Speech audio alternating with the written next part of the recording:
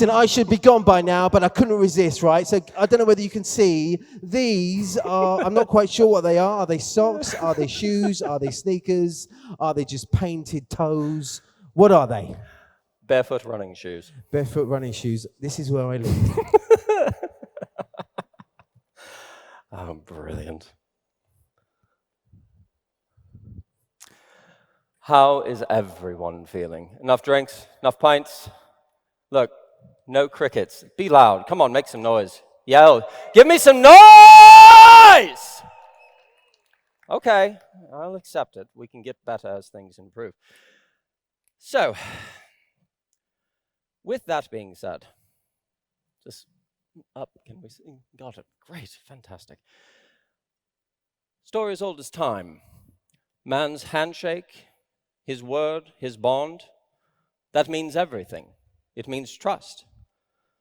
There are monuments dedicated to this in the United States. There's a statue in Oklahoma that pictures exactly that. Two men agreeing on something, trusting each other, looking each other in the eyes. Another example is in Fort Worth, Texas. There's a place called the Fort Worth Stockyards, and every single transaction of moving cattle back and forth, making trades, all of that is done over a handshake. No paperwork, no anything, just trust.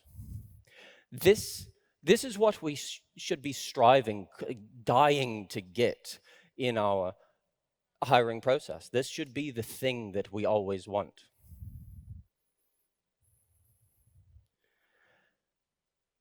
At this point, too many things.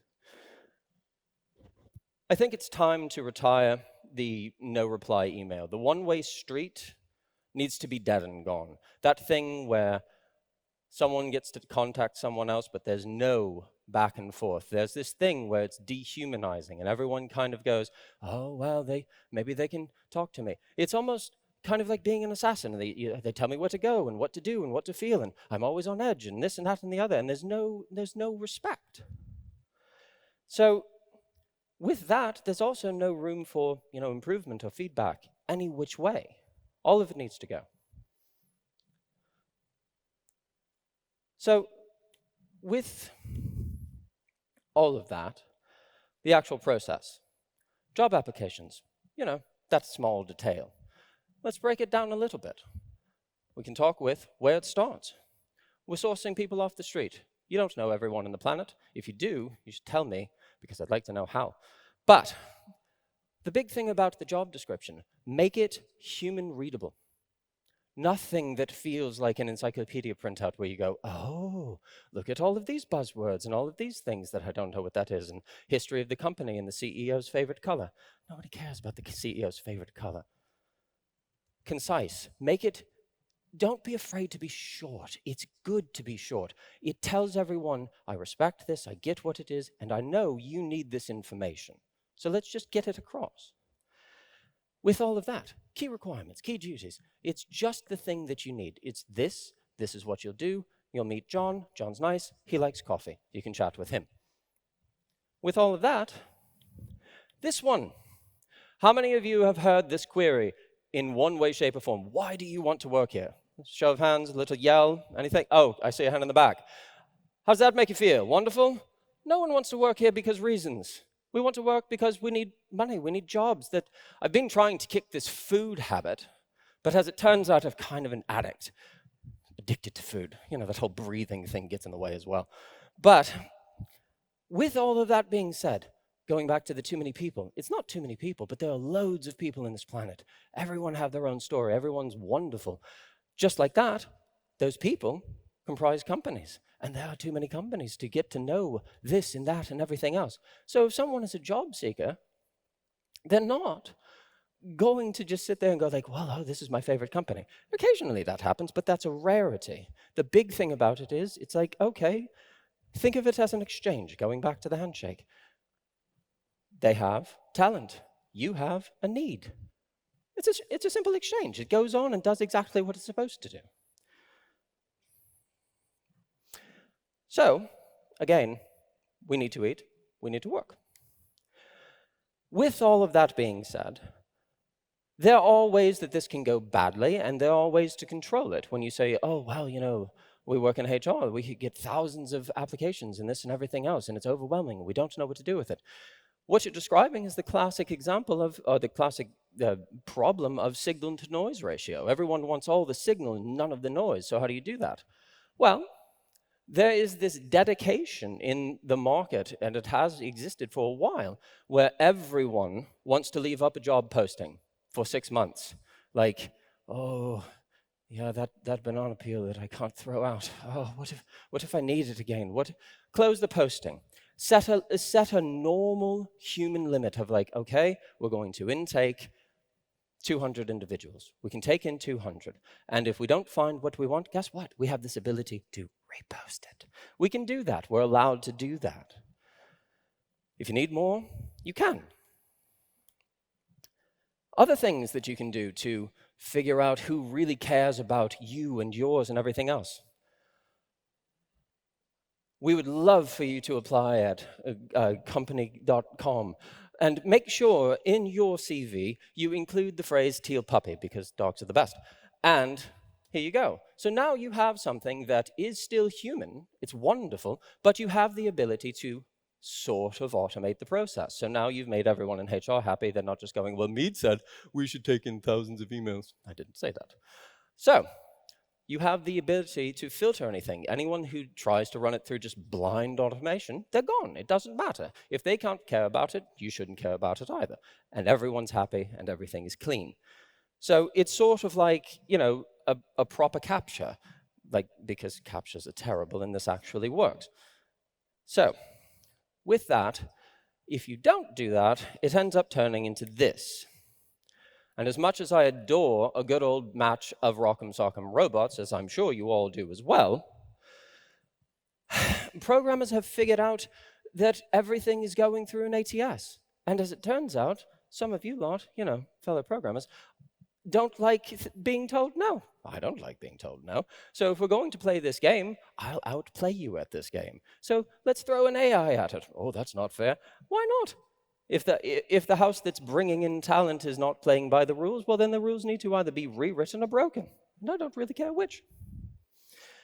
So, going back to the humanistic nature of things, this goes to someone human needs to read this. You have a simple filtration method, and then a human gets to go, wow, this person has a nice smile. I feel like this may go somewhere. How about that? So, next step, we've intaken someone, and we say, oh, let's have the interview. Now, this is the big thing. How many of you have been on interviews in any way, shape, or form where, like an intake interview, which should be short and pleasant, and hello, how are you? This person's not a murderer. Fantastic. Rubber stamp, next step. It goes to 45 minutes of, well, let me tell you about the company, and we also like ping pong tables, and table tennis is there too for you UK lad. Well, guess what? That's too much. Hello, how are you? Get to the point. Short, sweet, and relaxed. Next step. This gentleman, the doorman. As that goes, oh, pardon, I think I may have mixed up that. Already covered that. The doorman, HR. And then going back to this, I'm bringing this up because this needs to die. Why do you want to work here again? These questions are insane. And when you look at how this conversation has been handled in the majority of cases, it's almost attackful. You have someone saying, I'd like to, provide my talents. And then you have these like, oh, well, have you researched the company? That's sort of backwards. The interview there with, human resources, with whoever the doorman is, that is your ability on the intake side to be sexy and be suave and say, you want to work here. I want you to work here because it's fantastic. That's what you should be doing there. Not attacking, selling, telling me why are you shiny? Because, look at all the things we do, of course. So, next, Second interviews. At max, 2 more conversations from here on. Yes, 2. This goes either with a manager, colleague, depending on their seniority, the maturity of the company. Because how many of you work in startups? Many around? Okay, cool. So how does a startup interview, fare versus like gigantic mega corporation? A little bit of a different animal, yeah? So it makes sense. You have less, chefs in the kitchen, so it's not going to be the same sort of thing, and you wouldn't expect it to be. Then, panel interview. 30 minutes max, maybe even 20, who knows? But you can lump this into, one panel discussion. You can have a 2 or 3 maximum on the house side. 2 is better if you need to do that. 3 is acceptable, but try to avoid it. And the thing about it is, when we talk about video calls in this, and you go, well, I don't know, was my smile sharp enough? Did I make a joke? Did I make them laugh? Did I make them feel warm and like you would want to hire me? Well, great. How about that third person who really doesn't like to speak much and sits there, silent, judging you with that weird face, and they just never laugh, and you go, oh, is this an interrogation? It kind of felt like an interrogation. No one wants that. Everyone wants to have a joke, have a laugh, a big hug. So, does anyone have the answer to this? How many programmers needed to change a light bulb? Anyone? 0. So why? It's this man. Oh my goodness. Now look, I don't know why I'm up on stage here. This man has all the information, making me look bad, sir. Well done, you. So that's just absolutely wonderful, and I love that you have that. So with that, does anyone have a quick techie joke? Making someone laugh is always a great thing. Even if it's cheesy, it can be just like le fromage de pint. We can do that. Figure out some way to make someone giggle. It makes everything just flow like velvet. That's the thing to look for. And yes, for those of you good at maths and have been counting along, how many interviews? Shout it out. Okay, someone's not a wallflower. I appreciate that. Thank you. No, 3. Not 5, not 17, not 107, 3. Keep it at that. That's it. I've actually read horror stories where someone went through literally 17 interviews. And I think if I recall correctly, like this was C-suite. And you go, who gave you money? This makes no sense. I don't even know who you're supposed to be speaking to. Am I speaking to the night janitor? Like, well, his name is James. He's very sweet. He enjoys bowling, and he mops up after we leave. But, he does like chocolates. So meet James. Why? And then the big thing, what I live by, I call it the pint test. If you and I can go to a pub and have a pint and enjoy each other's company and want to be around each other, as it turns out, that's a really good yardstick to be able to figure out if we should be doing work together. Everyone have those stories of, oh, and then we hired a rock star. How did the rock star work out for you? He grinds everyone. He makes everyone unhappy. He's not funny. He's rude. Sure, he's a mathematical genius, and no one likes his company. Hire someone that's fun. And then we can talk about, how to assess talent as far as the technical side of things. If you need something tangible, at this point, this day and age, everyone has some form of open source contribution or, pet project or, oh, I have that, PHP website I wrote when I was 13. You have the ability to read through someone's publications or this. You have that accessible to you. And if you don't, maybe tell them. Just honestly. We don't have any ability to kind of see you as far as what you do and how you operate. Do you have any of that? Maybe it's private. Maybe they've just forgotten to publish things. Maybe there's a book that was under a different surname and this and so on and so forth. Ask those questions.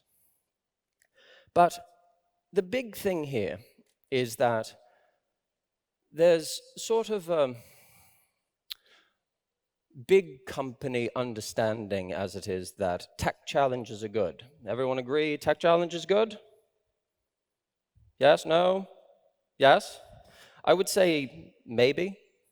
Maybe they can tell you something. Maybe they don't. But what I can say is there's no guarantee one way or the other. You don't know because someone is good at a tech challenge if they are good. Maybe they're just good at tech challenges. And with that, how many of you quiz your mechanics on the number of gear teeth in a ratchet, or ask them about torque specifications before they change and rotate your tires? All of you, obviously, I can see. You quiz, the man at the automobile shop, and you say, how many foot-pounds of torque or newton meters are going into this? Do this all the time, yeah? Everyone? No? Zero? Zero. Correct response. And treating those in technology is kind of asinine in that regard. It doesn't give you anything, and in a lot of ways, it just doesn't make any sense. Hiring someone, whether you like them or not, whether they make you feel warm and welcome and happy, that goes so much further than, well, tell me about your favorite algorithm. And also, who in here really loves getting on a blind call with that guy that you don't know is fun? Is he fun? I don't know. I've read his name in an email. You're speaking with Sven. Okay. Maybe he's Norwegian. We can go from that. It's not an easygoing endeavor. Nobody gets on, wakes up in the morning and says, I've shaved, had my morning coffee, time to get stressed out talking to strangers. No one in the world does this. It's not a fun thing. Now, even with that, when you get on an interview, it's always kind of like this. It's sort of like wooing a woman. You want to tell her you're impressive, but don't be braggadocious. So if braggadocious is this line, just back it up about 2. And you can't just go, I'm awesome. She's going to walk off, I promise. That's not a sell. You don't get to say that. But if you go, oh, well, I enjoy bicycling, and I'm very athletic, and I've written about 3 books on subjects that include these things, I promise that changes the scenario. So, one of you, tell me why you're amazing. But don't sound braggadocious. Come on, give me something. I see a smile. I see confidence. Tell me why you're great, but don't sound like an ass. Okay, so how do you feel at the moment? A little bit on the spot, a little bit pressed. You go, ooh, I don't like this at all. I have a smile, but maybe it's like a panic, fear smile. Is that a thing? Shouldn't be a thing. And that's why, if any of you have seen a wonderful film, My Cousin Vinny, this is like a 1991 absolute masterpiece. And the reason why it's so great, this is actually used to teach law procedure because it is so accurate and it doesn't cover it as well as law schools should. To this day, this is used as actual classroom material. It's ridiculous and kind of great. But with that, this particular scene is talking about the man stood in front of Joe Pesci is talking about having seen 2 young men that are accused of murder. That's pretty serious to hit. And if someone says they did it, they'd better be correct. Someone could get murdered after this if that's wrong. And he's talking about, well, in this photograph of your window, what are these things? And he's looking through this gigantic mess of a screen, window cover, and everything else. And he says, oh, what are those? Trees. And he goes, oh, yeah, trees. And what about these things? Bushes. How many do you see? 4. Oh, remember about this one and this one. And that goes on. And the whole point of it is, eyewitness testimony is, it's not inadmissible in court, but it's basically viewed as useless. If someone says, oh, well, I saw a blue car, was it at night? Great, you didn't see colors because all of the lights are dark and you can't see it, or it's sodium lighting, so everything turns to black pink. Well, the thing to take away from all of this is stress flaws memories. Stress flaws cognition. Say if someone is absolutely brilliant day in, day out, but then I put a spotlight in their face like an interrogation lamp and I say, where was this? Line 122. Why are you yelling at me? What's happening here? That's not fun. So, at this very moment, all of you at least involved in technology, how many of you can write me a linked list from scratch here and now? Hands? Anyone? Oh, I see a hand. And shame on you. I get it. I'm a weirdo. I've worked on the Rust compiler. But that's not normal. That's not a thing that we aim to do, is like to recreate the wheel. We're not here to do rudimentary mathematics. There's calculus. Let's focus on calculus. Let's go a little bit bigger. Let's get something, out there and do that. And the big thing with that, so many of these tech challenges and this and so on and so forth, whether the interviewers want to talk about it being based emotionally, they're looking for something specific a lot of times. So that's where this comes in, what I call the magic bag. So, quick question. I have my magic bag. What's inside my magic bag? I will lead you. What is the best plant? What's the best, think of flowers and trees and things like that, vegetation. What's the best plant? Yell out your answer. Give me something. Wheat? I mean, you were close. That is a plant, but that's not what's in the bag, so this doesn't work. Next. Sunflowers. Although that is a flower, that is definitely not what's in the bag also, so this isn't going to be a good fit, I apologize. Next. Anyone see where this is going? This is an unwinnable game. It's a lucky clover. And it doesn't matter if you're clever, if you know all the things. If I don't want to frame the question like that, if it's a trap, everyone loses.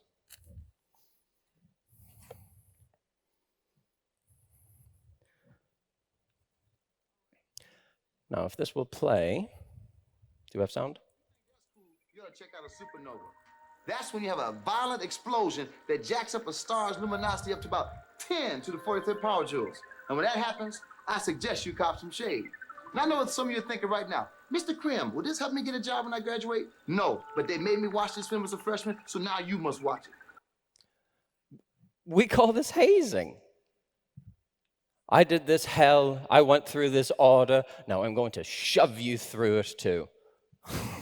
What a wonderful show of disrespect. Why are we doing this? Again, I talked about, chemistry professors of oh, well, then they made me memorize these things that are never going to come up. And they just, it flush someone's head in a toilet. Oh, great, wonderful. You're definitely not making everyone feel ill about you the whole way. And the big thing there is, think about what someone can learn. Think about the ability to learn and grow and figure out things and, work on greenfield projects and all of that. That doesn't come with knowing the answer. That comes with finding the answer. And then this. Identical is boring.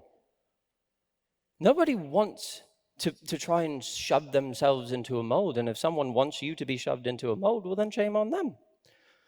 And we can talk about this 1,000 different ways. We can say okay, we have a DevOps stack. We have backends written in Node, and we have CI/CD with GitLab, and this and so on and so forth. And that's company A. And then we have company B, who also use Node and this and that. And you go, yeah, but the way they're using these tools, and they're just that as tools, are completely different every single time round. So even if you know the thing, you don't know what's being done. So it's kind of like just being a child. Every single time you go into a new place and you go, well, what are we doing? You go, Just sort of wake up out of a dream, like a commando. You give me a machete, let's fight our way out the jungle. And that's what it is. Now, with that being said, we've gone through all of that. It's time for yay or nay. That's it. And I will remind everyone, there are only two options here. Ghosting is not an option. We talked about respect this whole time. So, we either have one or the other. Let's start with the no. If we have that, no, zero, automatic, disrespectful, sorry, insert name here, things didn't work out. You met this person, they gave you energy, give them energy back. Be respectful. You say thank you. I enjoyed hearing about your fascination with bowling, and I wish you the best in your endeavors. Keep on with it. And the thing about it is, email title. No weird guessing games, just unfortunate news. That way, they know what it is, it's there straight away, and most people don't need to get on a call with it. You don't need to do any of that kind of stuff, it's insane.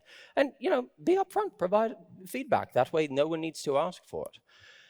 As far as an offer, come on, this is the best thing. You get to give great news to someone. Everyone loves that. Got you a new car. Oh my goodness, this is the best day ever. Well, the same kind of thing goes. You set up that email and you say, in the title, great news. In the body of it, as soon as you're available to chat, we'd love to be able to discuss the offer with you. You still get to give the great news, but there's no weirdo hang-ups where you go, oh, well, I didn't get the email to the weekend. Is this good? Is this bad? That's mega stressful, and no one deserves that. And then with this, loyalty. There's this imaginary thing where people are loyal to a company or a company are loyal to their employees. Well, if that's true, then why do things like right to work or this exist in the United States and all of that kind of stuff? If someone can be fired at will, then there's not a lot of trust, and you demonstrate that there's not loyalty. And as I'm sure you've all been catching the news over the past year, what I call the cult of firing, as it turns out, a few people have been laid off. So, this all kind of goes hand in hand. And with that, it can kind of make employers look at employees as disposable, which no one wants. Again, see point A, respect, handshake. And then the big thing with all of that, just because someone excels at their job doesn't mean they get to keep it. Clearly. Then with this, money. The dirty thing that we all, need to exist and do all this stuff. I've already talked about that food habit that I seem to be unable to kick. But it's a huge motivator. So if you want to keep people, pay them well. Take care of them. They can take care of themselves and their family. That's why we're here. You have additional things. You can say, oh, we're people, and we work remotely, and, we have fun together and get together for a drink stew. Great. Am I paid well? It's huge. And otherwise, all of this turns into volunteering. People are working. They're not doing this for free. And then, that whole golden rule thing, do as you want done. Simple. And then the new old rule, pay more, hire less. So much of these layoffs and all of this has been done because people overextended the business. And you go, well, we need to fire people. That's not their problem. They came on, they're doing the work. They're taking care of what needs done. Big thing about it is, moral of my soapbox, this is all perceived as risk. And it's a risk. You say, oh, hiring's a risk. Yeah, kind of. With all of that being said, tons of interviews, tons of tech challenges, doesn't guarantee it. Just because that happened doesn't mean anything sticks. Doesn't mean it works. Doesn't mean they're good. Doesn't mean you like them. Doesn't mean they like you. And where it really comes down is hiring because you like them, hiring because there's trustworthiness, because there's warmth. That's what makes everything stick. And please remember to have fun. Don't be a stuffed shirt.